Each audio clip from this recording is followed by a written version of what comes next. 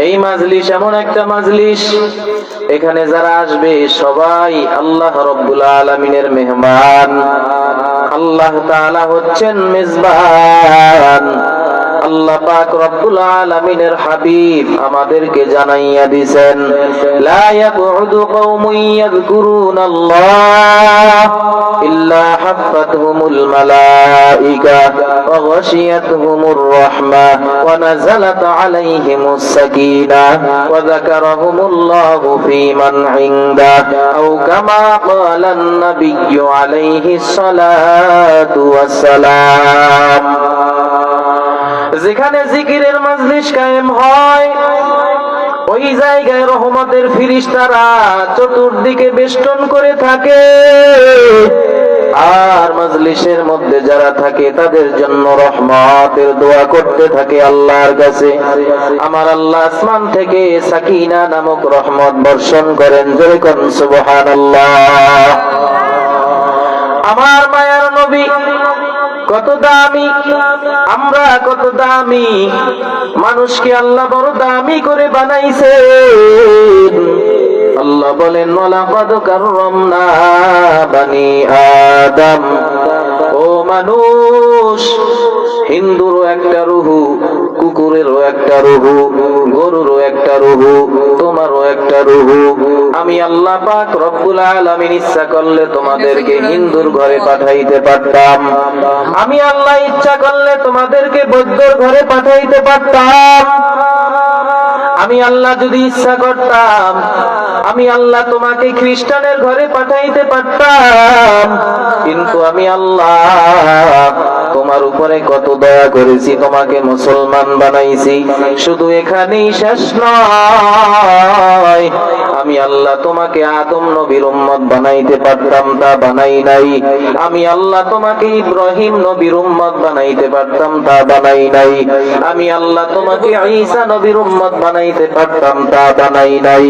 আমি আল্লাহ পাক রব্বুল আলামিন এমন একজন নবীর উম্মত তোমাদেরকে বানাইলাম, যেই নবীর উম্মত হওয়ার জন্য অনেক নবীরাও পাগল। ইমামুল আউয়ালিন আল আখিরিন বহরে সাদকা রাহমাতাল লিল আলামিন সাইয়্যিদুল কাউনাইন খাতমুল মুরসালিন আখিরা মদবুদ ফখরুল আউয়ালিন। আল্লাহ রাব্বুল আলামিন বলেন, ওয়া ইন্নাকা লাআলা খুলুকিন আযীম।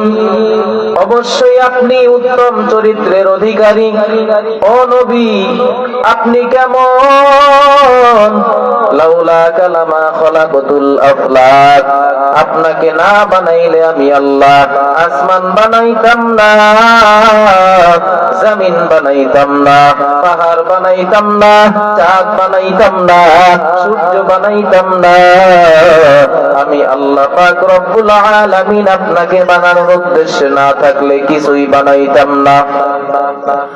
কেমন আমার মায়ার নবীর দাম!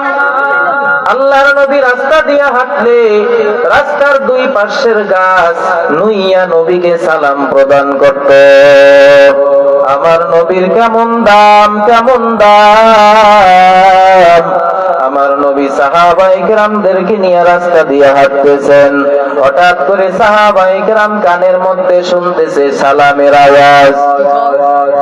ডানে তাকায় কাউকে দেখে না, বামে তাকায় কাউকে দেখে না, সামনে তাকায় কাউকে দেখে না, পেছনে তাকায় কাউকে দেখে না। মায়ার নবীকে ডাক দিয়া কয়, গো নবী গো, কাউকে দেখি না, কে সালামের আওয়াজ দেয়? আমার মায়ার নবী বলে, ও সাহাবায়ে কেরাম, তোমরা জানো না, আমি নবীর আগমনের খবর পাইয়া জংলার বাঘ আমারে সালাম জানায়, জংলার হরিণ আমারে সালাম জানায়। আমি মায়ার নবীর আগমনে সমস্ত জঙ্গলের পশু পাখি সালাম জানায়। আমার মায়ার নবীর কেমন দাম!